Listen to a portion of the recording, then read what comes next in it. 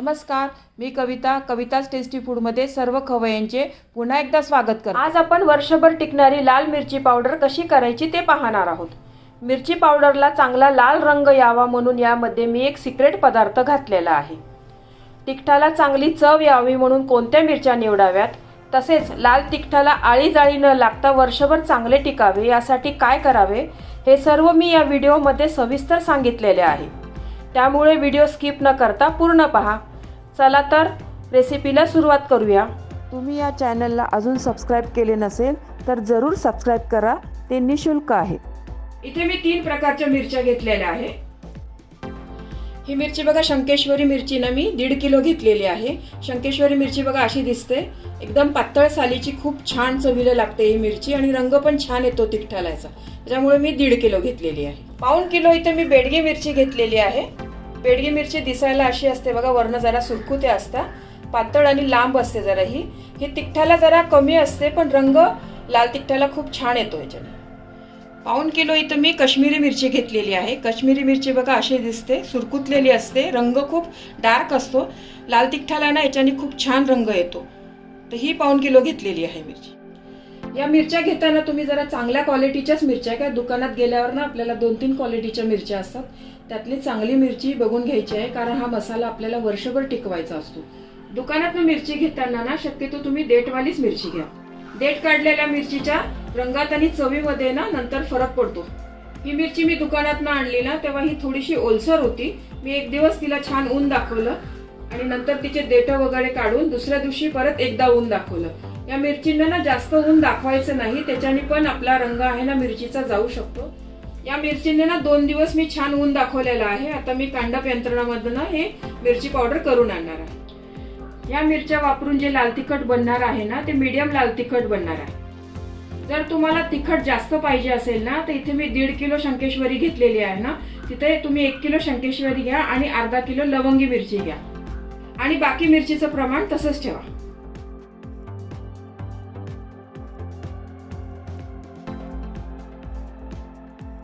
तुम्ही अजून या चॅनलला सबस्क्राइब केले नसेल तर सबस्क्राइब बटनला क्लिक करा आणि बेल आयकॉनला प्रेस करायला विसरू नका, जेणेकरून नवीन रेसिपीचे नोटिफिकेशन तुम्हाला येतील। हे बघा, हे लाल तिखट आहे ना मी कांडप मशीनवरनं काढून आणलेलं आहे। दळलेल्यापेक्षा काढून घेतलेलं लाल तिखट आहे ना चवीला खूप छान लागतं। शक्य असेल तर तुम्ही हे लाल तिखट काढूनच घ्या। या लाल तिखटाचं आपण वजन करूया। 3 किलो आपल्या मिरच्या होत्या, काढून वगैरे बघा इतकं वजन भरलेलं आहे। 2 किलो 737 ग्राम याचं वजन भरलेलं आहे बघा। कारण या मिरच्या घेताना आपण जरा ओलसर असतात आणि देठ पण होते या मिरच्यांना, तर देठ वगैरे काढून थोडं वजन कमी झालेलं आहे बघा। हे लाल तिखट आहे ना एका पाटीमध्ये काढून घेते मी।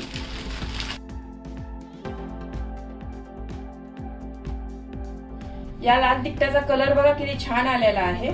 यासाठी आपण चांगल्या क्वालिटीच्या आणि छान मिरच्या घेतल्या होत्या ना, त्याच्यामुळे हा कलर मस्त आलेला आहे। या पिशवीला पण बघा लाल तिखटाचा कलर किती लागलेला आहे। या लाल तिखटामधनं 1 चमचा लाल तिखट हे बाजूला मी काढून ठेवते। हे कशाला काढलं आहे ना हे तुम्हाला नंतर सांगते। आणि यामध्ये मी एक सिक्रेट पदार्थ घालणार आहे, ज्याने आपला हा लाल तिखटाचा कलर आहे ना आणखीन छान लाल होणार आहे। इथे मी एक मोठी वाटी घेतलेली आहे, त्याच्यामध्ये ना मी 300 ग्राम तेल मोजून घेणार आहे। हाच तो सिक्रेट पदार्थ या मिरची पावडर मध्ये मी घालणार आहे, ज्यामुळे आपलं लाल तिखट आहे ना त्याचा कलर आणखीनच छान होणार आहे। हे बघा, इथे 300 ग्राम तेल मी मोजून घेतलेलं आहे। आपली मिरची 3 किलो असल्यामुळे मी इथं तेल 300 ग्राम घेतलेलं आहे। तुम्ही जर मिरची 1 किलो घेत असाल तर 100 ग्राम घ्या, 2 किलो घेत असाल तर 200 ग्राम घेतलं तरीही चालेल। हे तेल आहे ना या मिरची पावडर मध्ये पूर्ण आपण व्यवस्थित मिसळून घेणार आहे। आणि हे तेल मी शेंगदाण्याचं तेल घेतलं आहे आणि कच्चंच तेल आपण यामध्ये घालणार आहोत। आणखीन एक सांगायचं आहे तुम्हाला, ही मिरची पावडर मी काढतानाच यामध्ये ना 1/2 किलो मीठ घातलेलं आहे। तुम्ही जर आधी काढताना मीठ नसेल घातलं ना तर तुम्ही यावेळेला पण मीठ घालू शकता। तेल मिसळण्याच्या आधी मीठ घाला याच्यामध्ये व्यवस्थित आधी आणि मग तेल मिसळा। हे पूर्ण तेल आहे ना ह्या मिरची पावडर मध्ये व्यवस्थित आपण मिक्स करून घेऊया। हे असं तेल घालून घेतलं ना तर मिरची पावडरचा कलर आहे ना वर्षभर छान राहतो। आपण मीठ याच्यामध्ये घातलेला आहे ना, त्यामुळे ही वर्षभर आपली मिरची पावडरला ना आळी जाळी अजिबात लागत नाही, वर्षभर चांगलं राहतं. आणि असं तेल घातल्यामुळे कलर पण मस्त तसाच राहतो शेवटपर्यंत.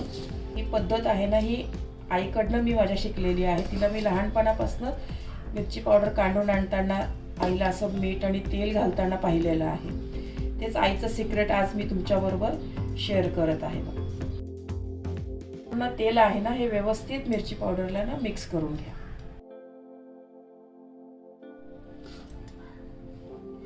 तेल आणि मीठ आहे ना, प्रिझर्वेटिव्हचं काम करतं. मिठामुळे आपल्या मिरची पावडरला आळी जाळी अजिबात लागत नाही, वर्षभर छान राहतं. आणि तेलामुळे ना याचा कलर खूप छान राहतो, तसाचा तसाच राहतो.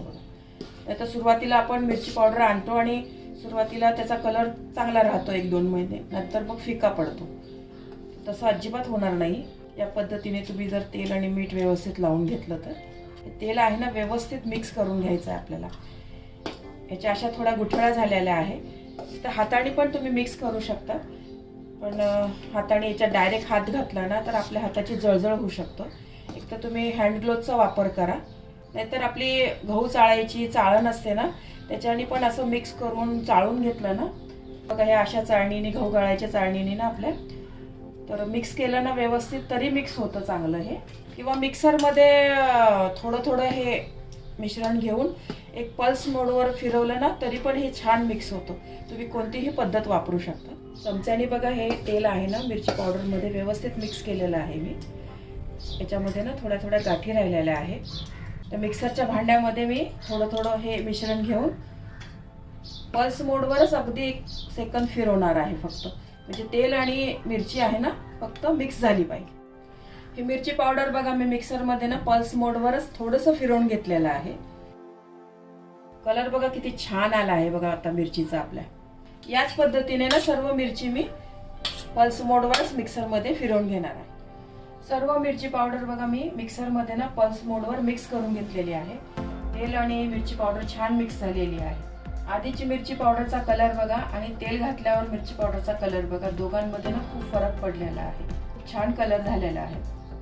मिरची पावडर भरण्यासाठी मी इथे काचेची भरणी घेतलेली आहे. चिनी मातीची भरणी किंवा काचेच्या भरणीमध्येच ही मिरची पावडर भरून ठेवा, तरच आपली मिरची पावडर ना वर्षभर छान राहील. ही भरणी आहे ना स्वच्छ धुवून मी उन्हात थोडे 1 तासभर तरी ठेवलेली आहे. आणि आता हे गार करून घेतलेली आहे. त्याच्यामध्ये आता ही मिरची पावडर भरून घेते. ही थोडीशी मिरची भरल्यानंतर भरणीमध्ये असा हिंगाचा खडा आहे ना, तो असा मधनं टाकत जा 1-2. याने पण आपल्या मिरची पावडरला ना आळी जाळी अजिबात लागत नाही. ही माझ्या आईची पद्धत मिरची पावडरमध्ये तेल आणि मीठ टाकण्याची. तुम्हाला कशी वाटली हे मला कमेंट्सद्वारे जरूर सांगा तुम्ही. आणखीन महत्त्वाची एक टिप सांगायची आहे तुम्हाला. ही मिरची आपण जेव्हा उन्हामध्ये सुकवतो ना तेव्हा 1 ते 2 दिवसच सुकवा तुम्ही, जास्त दिवस नका सुकवू. त्याच्याने पण आपल्या मिरची पावडरचा कलर जातो. सुरुवातीला 1-2 महिने चांगला राहतो, पण नंतर एकदम पांढरी पडते मिरची. ती पण मग खूप महत्त्वाची टिप आहे, याची पण तुम्ही काळजी घ्या मिरची पावडर करताना. आणि ह्या मिरची पावडरला ना आपण घेताना ओला चमचा ओला हात अजिबात लागू देऊ नका, त्याच्याने पण मिरची पावडर खराब होऊ शकते. ही काळजी घेतली ना तर ही मिरची पावडर वर्षभर चांगली राहते. भरणी आहे ना थोडीशी अशी हलवून घ्या. ती अशी भरून झाल्यावर पण वरण ना 1-2 हिंगाचे खडे टाकायचे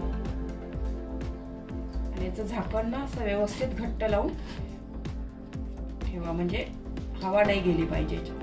रोजच्या वापरण्यासाठी ना या अशा छोट्या भरणीमध्ये मिरची पावडर तुम्ही काढून ठेवा, म्हणजे सारखं सारखं आपल्याला मोठ्या भरणीला हात लावायची गरज नाही. याच छोट्या भरणीतनं आपल्या मसाल्याच्या डब्यामध्ये काढा रोजच्या वापरण्यासाठी.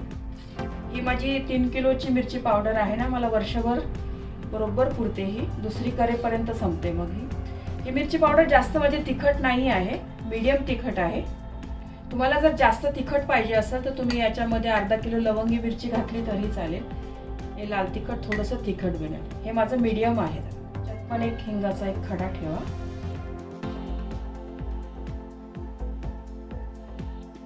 ही वर्षभर मिरची पावडर टिकवण्याची पद्धत तुम्हाला कशी वाटली ही मला कमेंट्सद्वारे तुम्ही जरूर कळवा. तुम्हाला ही रेसिपी आवडली असेल तर तुमच्या मित्रमैत्रिणी आणि नातेवाईकांबरोबर शेअर करा. व्हिडिओला लाईक करा व चॅनलला सबस्क्राईब करा. रेसिपीला कमेंट्स करा. तुमच्या कमेंट्स वाचायला मला फार आवडतात. तुमच्या लाईक्स आणि कमेंट्समुळे माझा उत्साह वाढतो आणि नवनवीन व्हिडिओ बनवण्यासाठी प्रोत्साहन मिळते. त्याचबरोबर तुम्ही मला फेसबुक, इंस्टाग्राम आणि पिनइंटरेस्टवर देखील फॉलो करू शकतात. त्यांची लिंक डिस्क्रिप्शन बॉक्समध्ये दिलेली आहे. तुम्ही ही रेसिपी कोणत्या गावातून पाहताय तेही सांगा. तर पुन्हा भेटूया एका नवीन रेसिपीसह. तोपर्यंत मस्त खा, काळजी घ्या. धन्यवाद.